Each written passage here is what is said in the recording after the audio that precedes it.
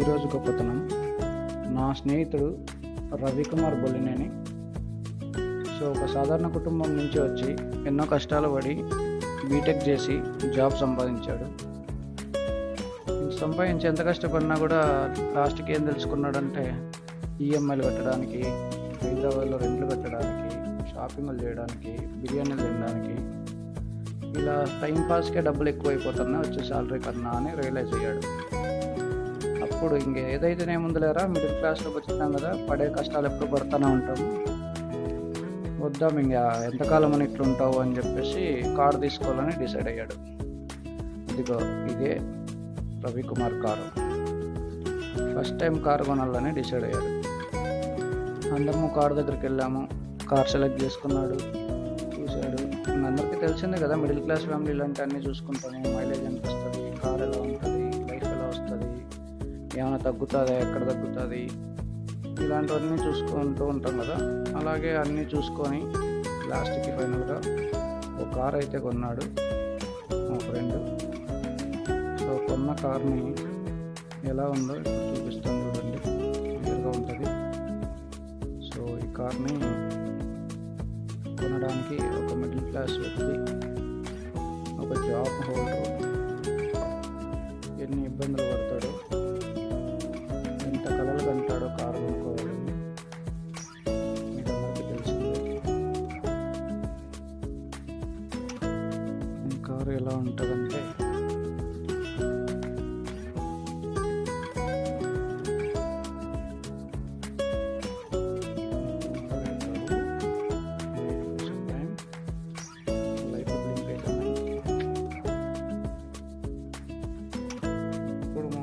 Car షోరూంలో నుంచి బయటకు తీస్తున్నాడు డెలివరీకి.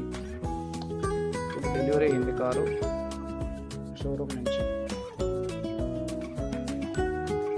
అదిగో కారు వచ్చింది. డ్రైవ్ చేస్తున్న మా ఫ్రెండే, వాళ్ళ ఫ్యామిలీ.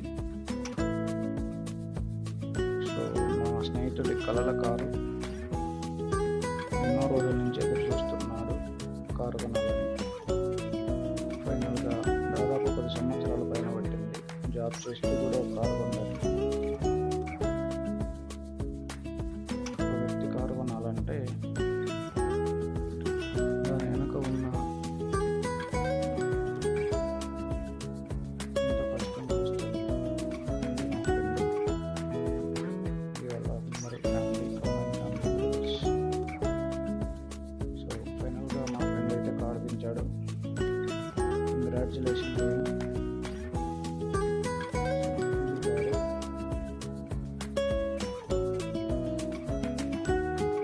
ఏదైతేనేంలే, కారు తీసుకున్నాం కదా, ఇప్పటి నుంచి లైఫ్ బిందాస్గా ఉండాలని డిసైడ్ అయ్యి అందరికి చిన్న ట్రీట్ ఇచ్చాడు. ఈ ట్రీట్లో మాకు నచ్చినవన్నీ ఆర్డర్ చేసుకున్నాము. బర్గర్ కింగ్కి వెళ్ళాము.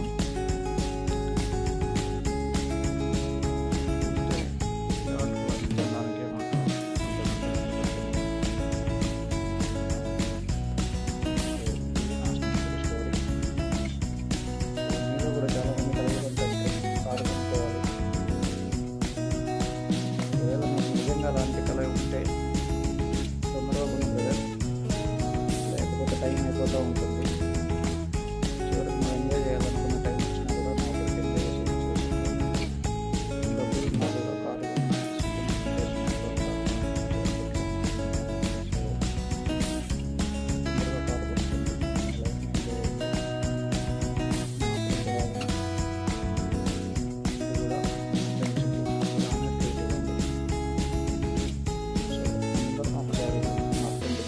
చెప్తాం. All the best.